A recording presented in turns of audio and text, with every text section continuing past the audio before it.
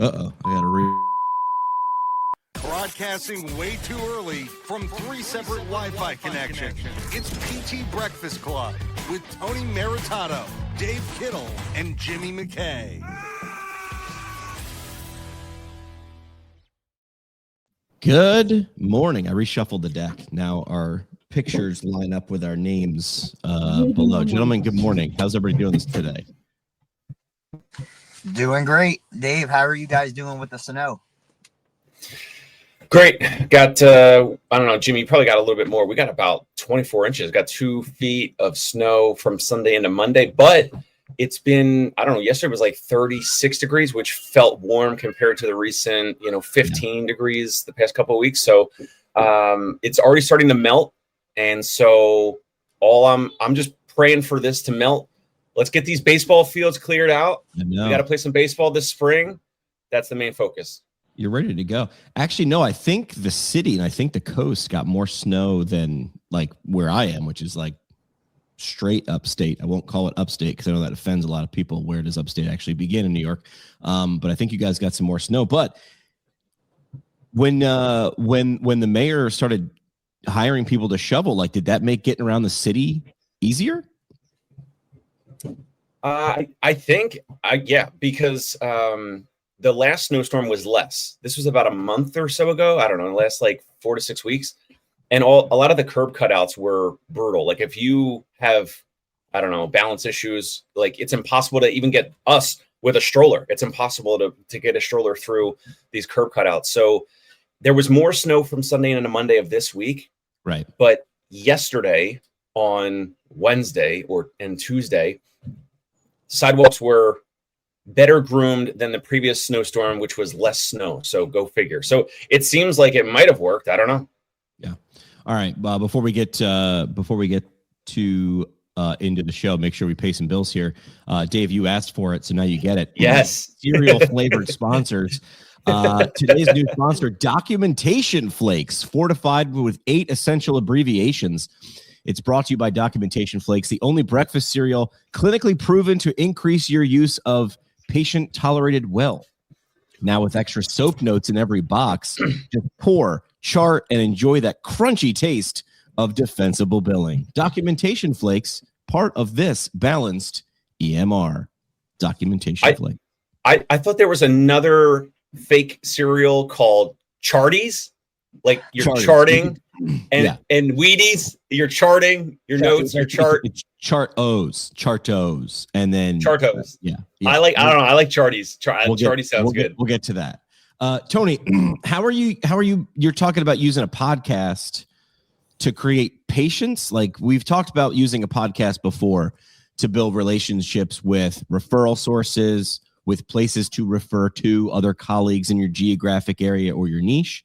But you're saying a podcast for patient funnel? Like, walk me through that. Yeah, so yesterday was a weird day. I was talking to Damon Whitfield. He is part of your group. Yep. I've known Damon for years. We've never met in person, but we've talked, 50 times. And he was saying, bouncing ideas around. He's kind of breaking down his business model and where his main revenue comes from. And he's talking about the podcast. And I was like, he wanted to do some fitness stuff for busy dads. And I kind of felt like that card had been played in the past. It's not as appealing of a niche anymore. Right. But then he mentioned that he was in your podcast cohort. And I was like, well, wait a minute. What if there's an opportunity here? So we went a couple directions. I said, nobody really cares about general fitness. Even golf performance and sport performance is kind of overdone. But I was like, what about all the people moving to TRT and GLP-1s? I'm like, we've got all of these, professionals that are losing 40 pounds. And you would say, instead of losing 40 pounds of muscle and keeping 20 pounds of fat for a net loss of 20 on the scale, let's keep the muscle. Let's create a program specifically for people who hate exercise, who don't have time to work out. They're going to do the drugs, but they want to protect the muscle. And so we're talking about this as a program, as an idea. And I was like, well, wait a minute. If you're doing these podcasts anyway, why don't we make the podcast the 20-minute discovery call? make the podcast the sales call so that you're interviewing that man. You're getting into all of these personal kind of deep insecurities that you're going to talk about anyway. Other people listening want to hear about it. And then at the end, it's, hey, you know, we've got this program, because I talked to so many guys just like you who are frustrated, who are, you know, dealing with these things. You've done all the right stuff. It's not giving you the results. And here's the program if you're interested. The podcast interview is the opportunity to build the relationship and the rapport. And worst case scenario is it goes nowhere, but you get a great piece of content. Right. Best case scenario. So we talked about this. We ran through this idea. I want to hear you guys talk about it. And I swear that night, Jeremy Sutton messages me and he's like, hey, I don't know if I told you, but, and I don't remember the percentage, a pretty large percentage of the people that I interviewed on my podcast became clients. And I was like, wait a minute. Did you talk to Damon? Did some what triggered this? Because I haven't talked to Jeremy Sutton in months. And then he comes out with this private message on the same day. I was like, holy crap. Anyway, both of them are moving in that direction. What are you guys thinking about something like this? Go ahead, Dave. You got an idea? Yeah. So I was just talking to Sturdy McKee last week. And so this might be another segment or another episode, but he actually just made using AI, because he's not a coder. He's a business coach and ex-private practice owner, physical therapist, just like us. Person. Yeah, 100%. And so he created this, as a side note, he created it's like a mini CRM piece of software for tracking your relationships.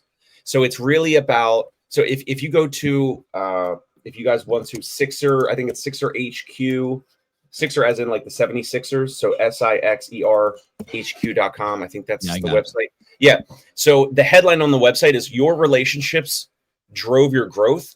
How are you managing them? There was another headline that they had last week, and it was basically like, you have relationships and referrals, and it's not the algorithm and it's not technology or whatever. So it's basically like tracking your relationships. The reason why I'm bringing this up is because I said to Sturdy, I was like, well, I'm pretty good with the videos and the interviewing and all that. Instead of cold messaging and trying to cold contact new potential referral sources and physicians, which is kind of the topic of what Tony's talking about with using this for podcasts. So I had this idea, and I said to Sturdy, I was like, but also, like, is it delaying the main thing that I would need to be doing, which is actually like the direct asking of the physicians? Although it's like, I have no leverage. It's a cold outreach, right? So the podcast warms someone up. That's the whole point of it. Yes, it can work. Obviously, Jeremy Sutton is doing it and has done it. So there's pros and cons to it. And it might work better with some folks and some referral sources and some physicians and others maybe not. But it's certainly possible.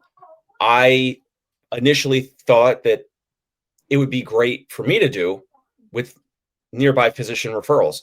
However, if you break it down, it is a little bit more of a roundabout way of trying to get more new patients, as opposed to like the direct offering whatever complimentary visits or asking like, hey, do you refer patients to physical therapy and all that? So I would love to hear Tony's or even Jimmy's rebuttal on that, because there's pros and cons of it.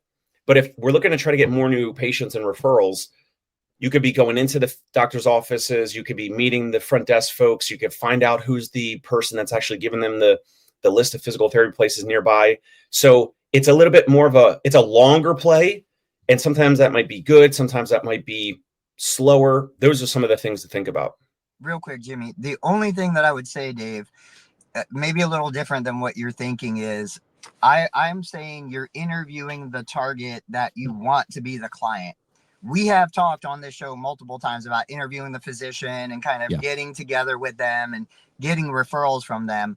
I'm more talking about, you are the ideal client. I'm going to interview you. I'm going to get your story. One, because it resonates with other ideal clients. And two, because I want you to be my client. I want you to put the money in my pocket.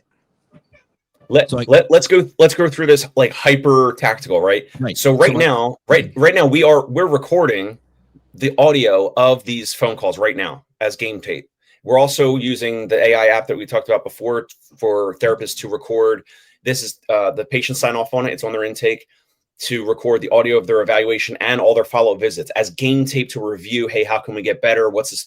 The AI gives us what's this patient's personality profile, their disc profile, how to communicate with them. It's incredible. Wow. Are you talking about, Tony, are you talking about recording just the audio phone call only for the podcast? Or are you talking about recording a Zoom call? Or like, what are some tactical ways to navigate this? Let's hear what Jimmy says. I would always do video and audio combined. I would always make it a Zoom call. So let me go to questions first. One, how are you finding these people? And then two, like, what's sort of the premise? Like, why are they doing this? Is this, hey, I have a podcast? Like, what I like the idea so far. There's no reason not to like it. How are you finding them? And then what's the show look like? Like, how is it pitched to them? I would look at it as your boots on the ground. You're going through the internet. I would look at local business owners in my community, find out where the men are, find out what they're doing, who they are. And then Russell Brunson shared the idea of the Dream 100, like create a list of 100 local men who are business owners in the demographic. Maybe they have kids, maybe they're in their 50s and older, whatever your criteria. And then I would start an outreach campaign where I'm like, hey, I've got this local podcast. We highlight local business owners. We also talked about the business connection. Again, the BNI kind of program where, hey, we've got a chiropractor, we've got a dentist, we've got a mechanic, we've got a painter. But that's what I would do. I would look just through my Google Yellow Pages and start an outreach campaign like that. Got it. Understood. So because if the first angle was find people who are on GLP-1s and make them ideal, there's no way to really know that from like sort of scanning the interwebs. So from that perspective, that goes to what Dave was saying, which we did talk about, like, who are the local docs who are pushing GLP-1s. Right. Let's get them on the show. Right. Pushing. Who are the TRT, business owners that are pushing the hormones? Let's get them on the show and kind of approach it from those two angles. So yes, still trying to get referrals from those guys, but then also trying to get direct to the potential client. Yeah. Yeah. To me, I mean, this is also sort of serendipitous. I got a message from someone I've known for 10 years, and she runs marketing for a series of 7 clinics. I forget why she even reached out, but I was like, hey, she's like, hey, you're like everywhere. You're doing videos and this and images, and like, where do you go to learn this? And I was like, well, why don't we sit down and you tell me your problem and I'll show you 3 ways I would solve it, never saying that those are the best ways to solve it. And I'll record it, and it'll be a lesson that we'll do it for free. And then if someone watches it for 45 minutes and they come away with one nugget, like, I didn't know that app existed, or I didn't know you could do that, or yeah, that would be a better way, that will better workflow. It's thinking out loud, which is what we claim to be really good at, right? I just need the person in front of me. You give me 10 people that are my ideal person, I'm going to walk away with a relationship out of 7. And then I'm like, what would Alex Hormozy say? Well, then make 1,000 phone calls, because for every 10 you get, you close 7. Then stop being humble and start amping up that number of inputs. And this is the interwebs. This is the limiting factor. The stupid line that I stole from someone was, the distance between you and your ideal anything is the thickness of the glass on your smartphone. What are you doing? Why are you on this side of the glass? Start tapping on it. So a podcast, I mean, so it's funny that you talked about Damon. Drew Cruz, who we've talked about on the show, listens a lot. He's in the class too. And the first 4 weeks, this is very anti-Jimmy McKay. The first 4 weeks of the 8-week course, it should be 6 weeks, by the way. I stretched it out too much, not on purpose. But anyway, the first 3 or 4 weeks were very theoretical. Like, we did not start talking about talking. We started talking about thinking for reasons like this. Like, I was like, I'm not here to talk you into or out of a podcast. You paid me for a course. I want you to think about it as a communication, a conversation amplification engine. I can show you buttons to make sound effects. I can show you which $300 microphone to buy.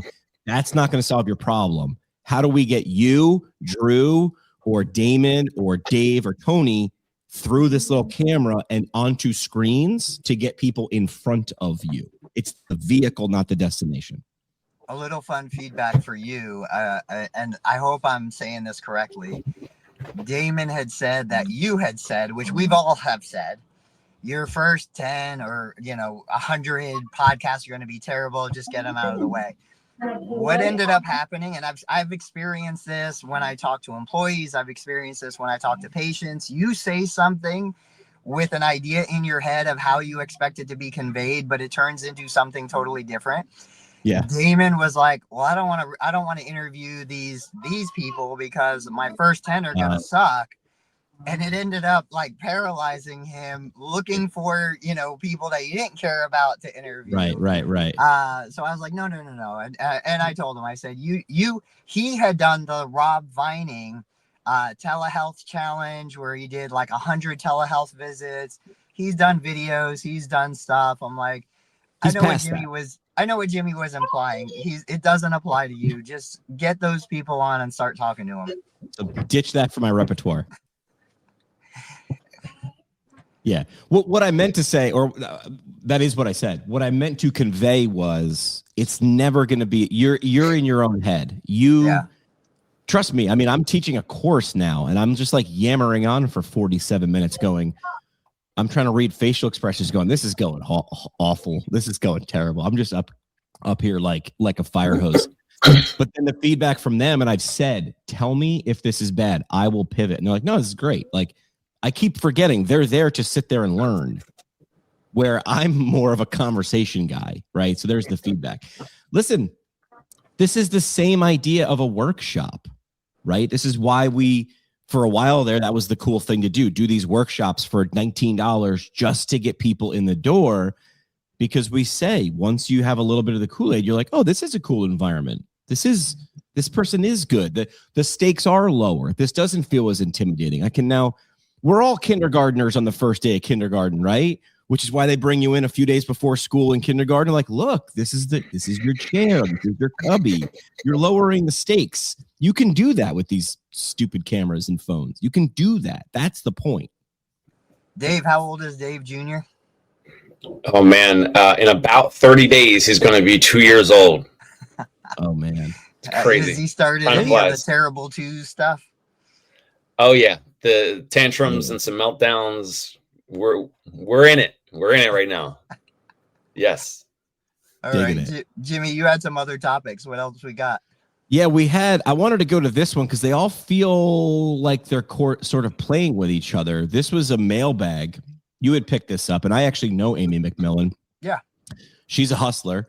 So this is from the Uncaged Clinician Facebook group. This is from our new section. Our new segment, not called mailbag. This is, you didn't ask, but we're going to answer anyway. So you didn't ask. We're putting it into our mailbag. We're putting it in our mailbag, and we're just going to read it. So the post Amy had yesterday was, she said she got her first patient referral from AI, self-pay, signed up for a 12 package of wellness, mobility, and stretching sessions. Is anyone else seeing this and ranking in AI searches? This is the best. Not sure how I accomplished this. So like she did whatever she did it the right way. Now she's trying to figure out, how do I do more of the right things to get this result? So Dave, you've talked about this. You've experienced being the answer when someone asked AI. Did you ever figure out like more of what you could be doing? No, I mean, I think it just already helps if you have some, and some is so vague in general, but some digital footprint already, right? So you have a Facebook page, an Instagram page, you have a website, you have your Yelp listing, your Google My Business listing, whatever else, digital directories, whatever your current digital footprint is already. I think a lot of these, ChatGPT, Gemini, Grok, whatever, are going to be pulling from the existing digital footprint of just everyone out there. I don't know how it would sort, hers versus another competitor or my practice versus another competitor. Although I'm sure that the keywords or phrases that are used in the prompt by that prospective patient probably factor into it, pretty heavily. I don't know. Right. Someone please, I'm begging, correct me if I'm wrong, because I think I'm on, first base in terms of AI, but large language models are based on lots and lots of language being dumped into it so it can learn.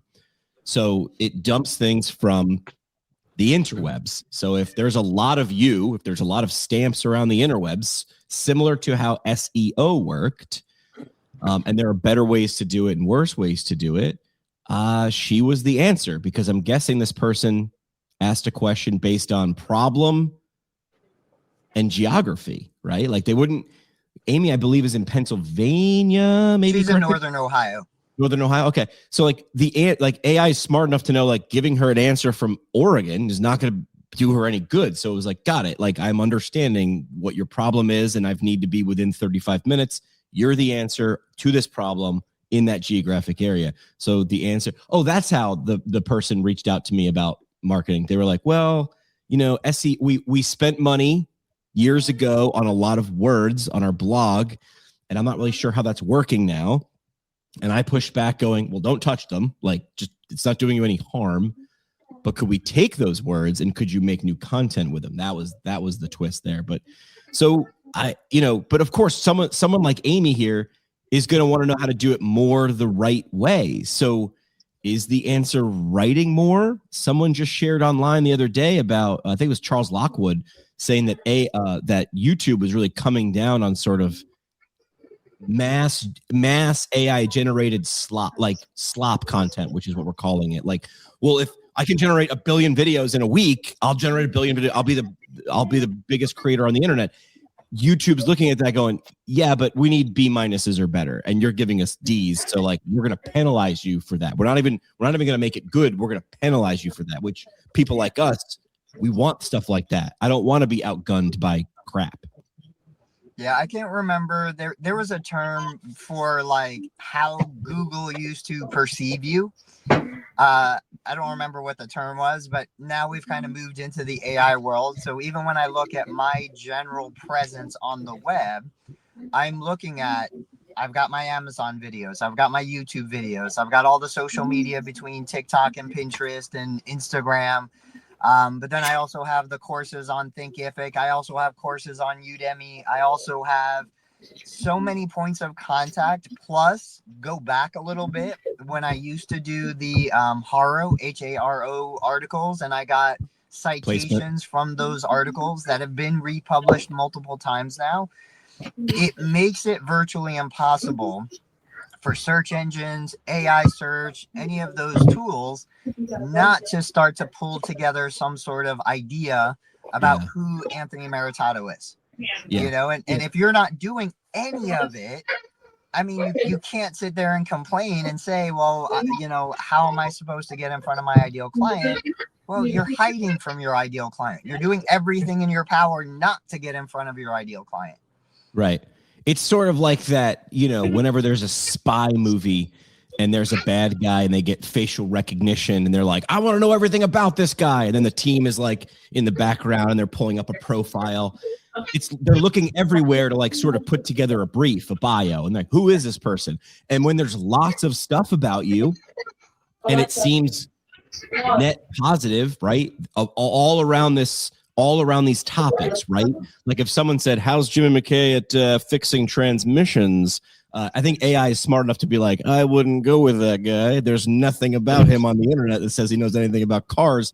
Probably a good call. But when they start to see these things consistently show up, this is good because it's in line with my word of the year of 2026, which is frequency. My goal is take what I'm doing and amplify the frequency. Tony is saying I'm posting 10 pieces of content a day. What are they? I'll figure it out. You're looking around. This is exactly what we did in radio, which is, all right, what happened yesterday? Hey, Scrubs is back on ABC. All right, how can we take that thing that came back, a show that was really great 10, 15 years ago, and it's back. Everything old is new again. This sort of went in line with my post from a couple of days ago where I sort of challenged everybody and said, look, the local news in the Northeast took snowstorm and didn't just go, hey, it's going to be 8 inches of snow. It's going to be 28 degrees. Good luck. They gave you school closings, business closings, when to drive, when not to drive, how not to throw your back out while you're shoveling. Like, put the topic of the moment in the middle and then walk around 360 degrees. Do you want to know a cheat code on how to do that? Watch the stupid TV show TMZ. The whole show is the prep for the show. The show never happens. The TMZ never happens. The whole thing is the bullpen. They're just talking about what's happening and how do we put 2 and 2 together and what's the actual story. The whole show is the prep meeting. So Dave, have you started using I know you're using AI. Have you started using it to actually find local businesses, suppliers? Like, we were just looking at changing the light fixture in the family room.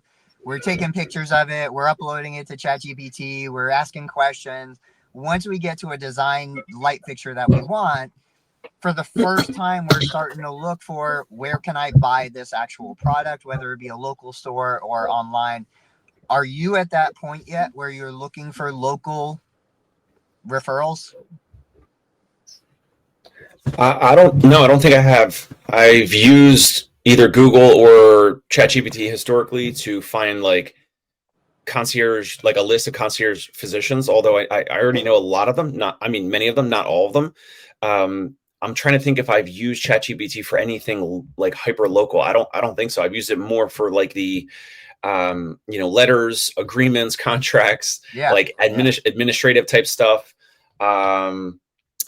Not so much around, like restaurants. You're not looking for local restaurants to take your wife out to. Yeah. Neither am I. Yeah. I'm not. Yeah, me neither. Let me ask you this.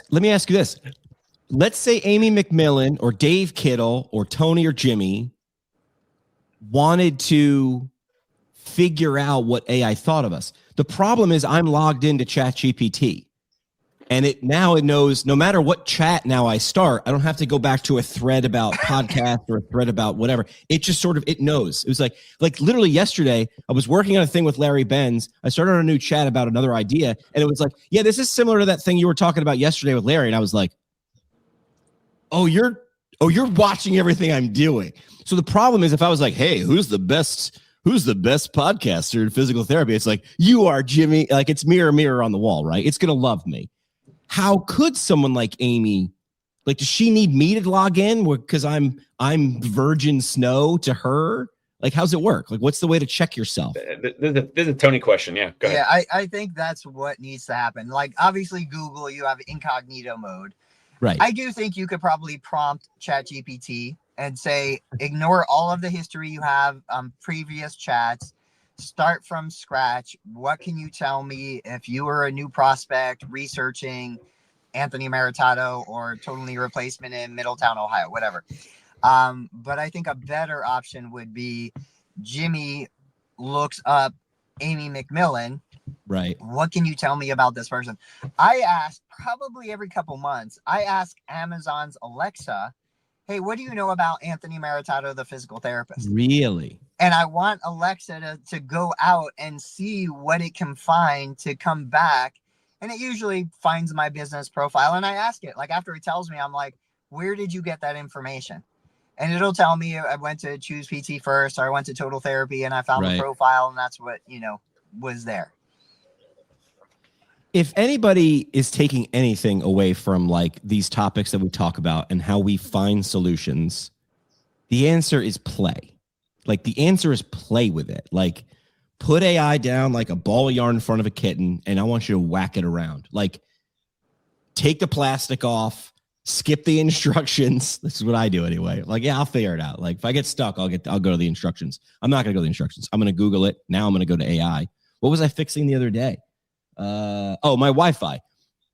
I didn't realize, like, on my camera right now, I'm very, very clear, but my Wi-Fi has started to suck. So it was like, do these 3 things. So I bought 2 things on Amazon, and I'm going to hardwire into my router now. And it's like, you're 90% of the way there. I'm like, great. See ya. That's a different way of solving a problem. People are now solving those problems for themselves. If you want to be the solution, you need to be in front of how this thing picks the answer. Ta-da. Dave? So, yes, people want to solve their own problems in a certain way sometimes. I also have a little bit of an early hunch. The folks that found me on ChatGPT, the one guy I mentioned a couple of weeks ago, maybe a month or so ago, through Grok, did not convert. He did not convert to be out of pocket, self-pay, whatever. So he wants to use his insurance. I actually asked him how much he thought it would be for an in-network, for a home visit in New York City. He's a younger guy, probably 20s, 30s, whatever. So maybe not as much discretionary income. And I said, how much are you looking to spend like per visit? And he said like $60 to $120. And I was like, well, I think you can get that through Luna. And I think he said he already contacted Luna and they're charging maybe more than that or something these days. I thought they were at 125.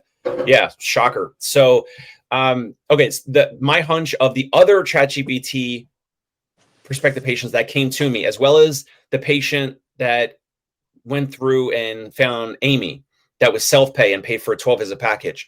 It seems like the folks that converted and found me through ChatGPT, as well as Amy's patient, I know it's a small sample size, but my hunch is that the folks now or in the future that find a practice or a professional that way, for whatever reason, might be better or more open-minded to self-pay and paying out of pocket. Maybe it's an early signal. Maybe it's distorted because it's such a small sample size, as opposed to the historical way, which is your primary care physician, your in-network or your Medicare-based primary care or physician sends you to an in-network physical therapy office only. I think it's maybe too early to tell, but I think the process of finding someone nearby, you're putting prompts into one of these platforms. I think it has a different level of intent in terms of what you're looking for, and maybe you're a little discerning or selective and you're trying to find the right fit, as opposed to the old way, which is like, oh, this physical therapy office is a block away and I'm going to call them and they take my insurance. So I don't know. What do you guys think? I have an idea. I have a theory of why that is. And the theory has a visual. And I've said this before, and it has to do with Leonardo DiCaprio. The answer is Inception. That's the top. Did you guys ever watch Inception? No. Yes. What? You got to watch Inception. The whole premise of Inception is like crazy.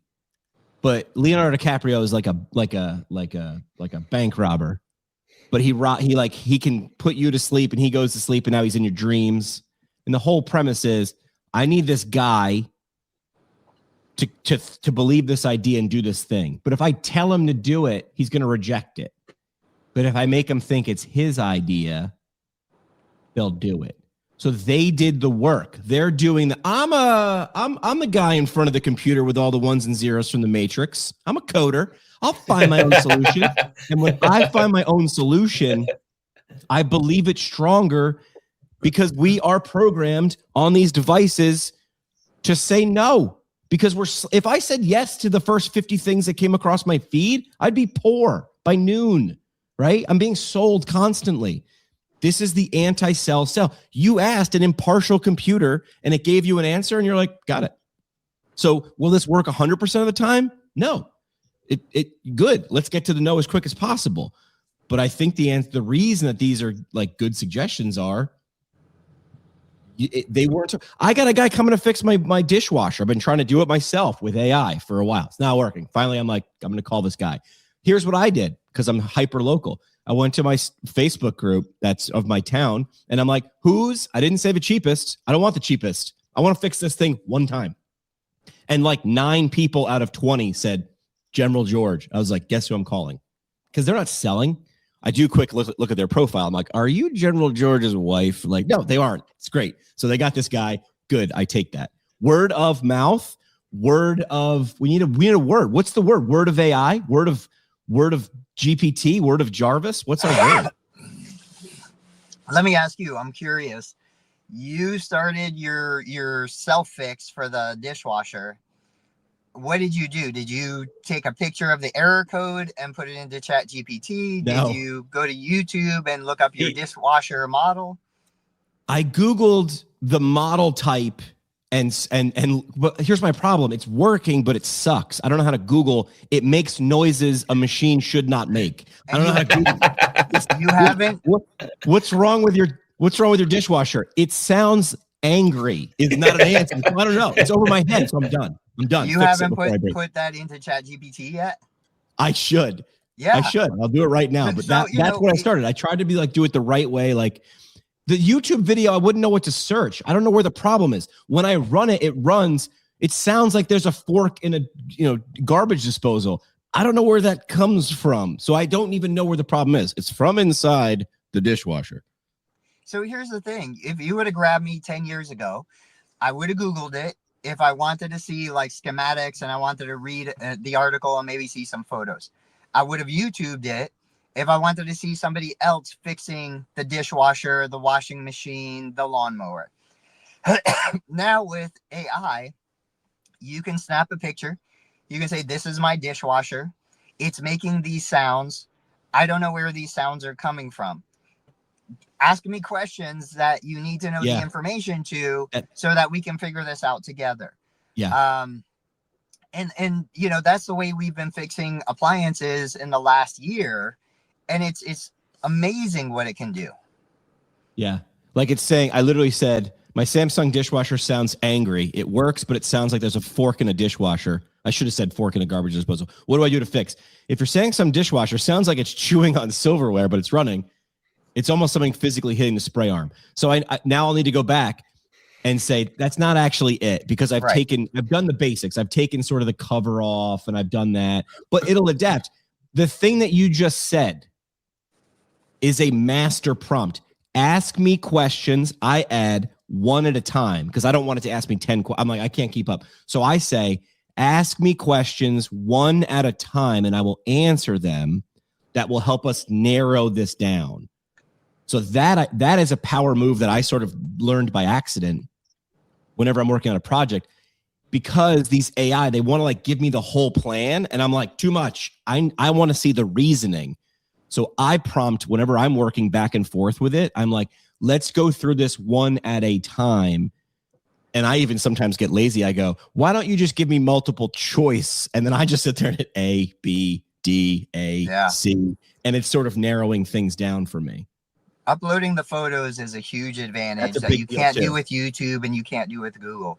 Correct. Jimmy's illustrating what Dave has been saying, which is a gap in the knowledge base right now. Jimmy's a smart guy. He's using AI all the time. He didn't immediately think, I'm going to go to AI for my dishwasher problem. Right. Just like the patient sitting at home isn't immediately thinking, I'm going to go to AI for my shoulder problem. Right. And the patient sitting at home doesn't necessarily know how to communicate with AI to tease out the solution to their shoulder problem. I have zero doubt that AI today, right now as it is, can fix every orthopedic problem we are dealing with. It's not that AI can't do it and do it well. It's that the user, human interface, we don't know how to communicate what needs to be communicated in order for AI to access the information. So the value gap, and this is where I think we come in. The value gap is, you have a problem. I know AI can fix it. Pay me to be the in-between that connects your problem with the solution. What's really interesting, and I don't know if you guys followed this, IBM stock dropped like so many billions of dollars because Anthropic came out and said, we can fix COBOL code better than humans. And a huge part of IBM revenue was fixing inefficient old COBOL code. Wow. That's where we are.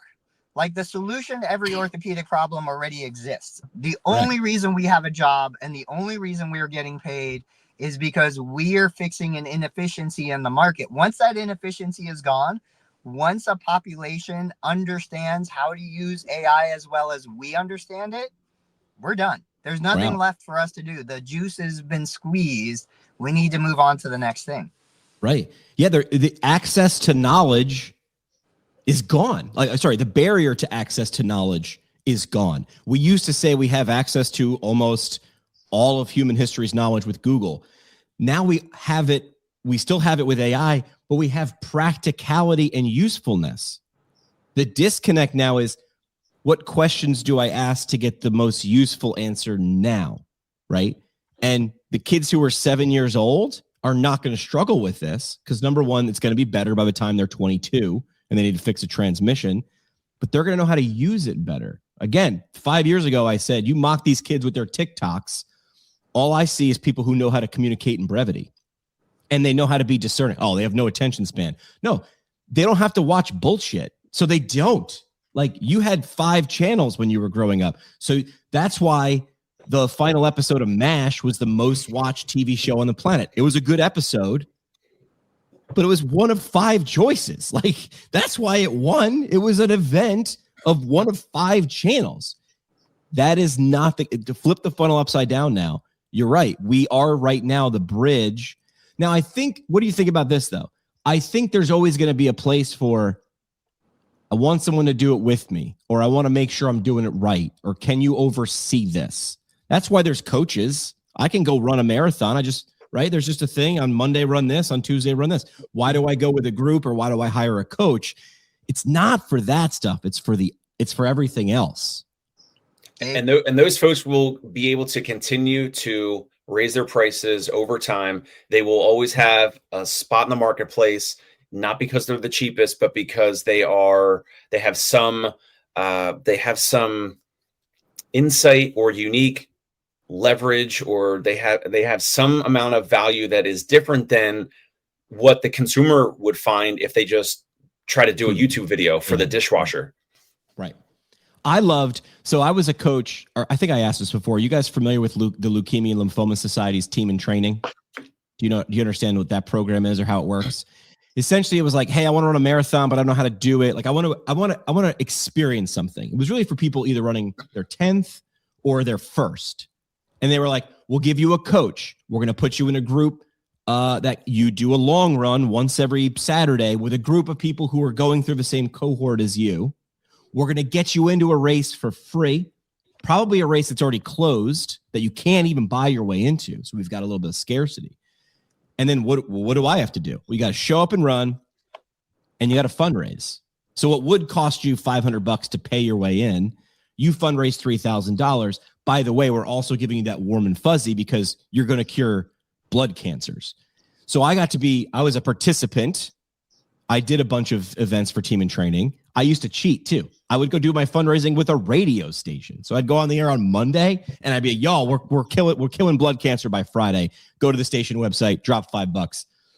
I wound up being a coach when I was in PT school because my advisor was a coach. And the cool experience was, do you want to run a marathon? Yes. Do you want to have your workouts catered for you? Yeah, why wouldn't? We're going to have 3 coaches assigned to you. And your weekend long runs, we're going to pick the coolest spots around Washington, D.C. that fit that week's run. So it was like you had a Sherpa, a concierge. Was that worth you going out and fundraising $3,000? Yeah, because it wasn't $3,000 for you to go be bougie. You were doing it under the banner of also curing cancer. Like, all those things lined up perfectly. It took me 10 years of either fundraising or coaching for Team in Training. The logo is TNT, right? And the AC/DC song, TNT, was the motto. I'm in the middle of a 20-mile run before I realized Team in Training is not abbreviated TNT, but the marketing guy understood the assignment on why he should abbreviate it TNT and not. And now you're all doing the math with me. But it took me 10 years. I'm a slow guy. But that's who's going to win, right? So the local run PT, why wouldn't you buy a trailer, hire a DJ every Saturday, throw a party at 7 a.m. at the head of the running trail and be like, we running, who's on the team? And everybody gets a shirt so I know who's in the club and who paid and who didn't. And we're going to do a warm-up. That's where the direction is going. Dave, were you going to say something? Yeah, so that might be a little bit of a segue. So what you're just talking about in growing like a following or a community or a tribe, I shared something in the DMs to all of us about the post about how to build a following, build a cult following. And the one thing I posted to you guys was so that post was suggesting that to build a following, you have to acknowledge, or you have to declare a shared enemy.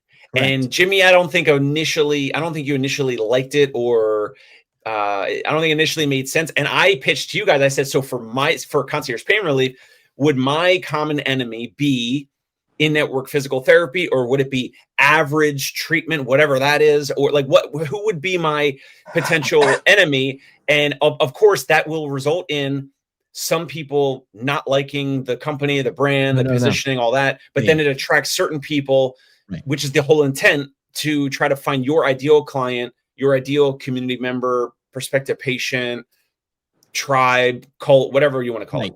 So you're asking, who should my enemy be, which I agree with. I worked at a practice who had the same sort of thing, and I was trying to coach this owner into, I think you're fighting the wrong battle. I think you should fight a battle, but not this. He was essentially, I'm the anti-mill.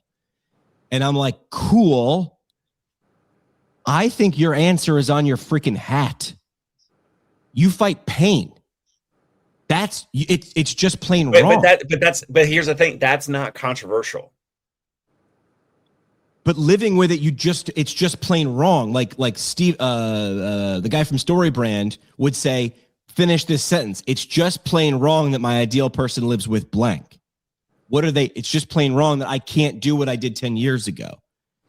You're talking about how to get it. No one really gives it. That's no one's fight. No one cares about, like, oh, should I go to a clinic? Don't settle for mediocre care. Care about what? Fight back against pain. I think the thing that really hurts is pain. To sound dumb. I don't know. Tony, what do you think? Okay. Go ahead, Tony. What were you going to say, Dave? I'm thinking about this. Okay, I don't agree with Jimmy, but I'm thinking about why I don't. All right. Okay. So Jimmy, music, radio, Rage Against the Machine. Jimmy, who did Rage Against the Machine not like? Who was their man? Which is what? The government, right? Rules, all that. Whoever sucks. It's a variable, but it's usually the government keeping me down. Okay, but historically or even recently, they would do, and not to get political, but they would show up in certain cities. They would do certain things with protests and all that, right? So they had who they didn't like. They declared who they didn't like. And let's say in the US, there's a bunch of people that agree with them and a bunch of people that disagree with them. But they're not saying like all governments. I mean, they're saying obviously like the US type, the US government type of thing. This policy, whatever it might be. So they declare, and historically they had a lot of content, music, lyrics that was all like 100% about this. They even they were on SNL. Did you hear this story about what they did with the US? They did something with the flag, with the United States flag. They got in trouble. Yeah, right. This was back in like, I think Dick Cheney was like the host of SNL. This was like back in the George W. Bush, Dick Cheney years. And I think Dick Cheney was like the host or like a guest or something on SNL. And Rage was the musical act for Saturday Night Live that weekend. And they wanted to do something with the flag. I think they had the flag on the stage, but it was like upside down or something, like to be like in protest and not liking the military stance of Bush and Cheney and all. And obviously Cheney like ran a lot of that. So they did something and they got in trouble and all that, but it was like, obviously it was in the headlines and they were never invited back to SNL ever again to perform. But they declared, they didn't say like, we don't like structure and rules. Like they were specifically saying like, we don't like certain politicians or policy. This thing that's going on, this is wrong. And the people that understood Rage Against the Machine and their stance, some people, it attracted people to their lyrics and the music, and other people, and they didn't even have to necessarily like the music. It was more like they like Jerry Durham, obviously, likes Rage Against the Machine. But then there's other people that would hate Rage Against the Machine, regardless of the music. They would hate them because of their political stance. And that's the thing is, with a physical therapy practice, what are some other ideas as we're riffing on this? Should it be a localized or regional or national type of competitor that's pushing them down or holding them down or perceived to be some type of thing in the way, as opposed to pain, which makes a lot of sense. But it's like, I mean, everyone though, Jimmy, everyone hates pain. Who likes pain? That's a great business to be in then. If everybody, but here's the thing. I know, but from the recent things in the news, like the things that get the most headlines are when it's 50%, like polar opposites, polarized. Okay. Pain is not polarizing. Everyone hates pain. Right. So you're raging against the fact that, like, why are you apathetic about trying to change your life? I agree with Dave. I think that there needs to be, like, every country needs to have an enemy. Every team needs to have an adversary. Yep. Like, Joker. this is just part of human nature. No matter how much we want to connect and relate and share flowers, we are always going to hate somebody. You're always going to find a reason to hate another community, to rally against that community. And this is part of it. It's manufactured, and a lot of times, even in real life, it's manufactured. I don't think a manufactured "we're against pain" is the right solution. But also, when I look at what's been tried and failed, I definitely don't think fighting against mill clinics is, like, that's not going to work. I don't think fighting against chiropractors is going to work. I don't think fighting against a lot of the things that have already been done. So now you're trying to find, okay, how do we identify a community of individuals? It's like, is it people who feel good and feel smart because they're not doing pain medication or pain injections? You know, like, is the enemy the narcotic? Is the enemy the surgery? Is the enemy the injection? Is the enemy the person who thinks they want a quick fix, even though probably your client would like a quick fix, but, you know, your client has tried that and it hasn't worked. So that group of people who want the quick fix, they're idiots, they're stupid, they're fooled, they're brainwashed into thinking that surgery is the solution. We know it's not. And so if you really want to, you know, fight pain, we have to do it in this, like, long-term, drawn out, lots of sessions, change your lifestyle. It's not an easy fix. Yeah. So all right, going down this line of, like, for every Batman there needs to be a Joker, which is why, like, when people talk about comics, like, that's why Batman never killed Joker. He realized when he did, he wouldn't have anything to rage against. Who's the big you have to name the scary. Wasn't that the other thing in the video? So who's the monopoly? You have to name, like, saying outpatient mill PT practices is, you might as well say that's what we call here at the show mayonnaise flavored ice cream. Like, what is the average person is like, mill? What does that mean? So who's the big scary? There isn't a Coke to the Pepsi, like, because they're all these.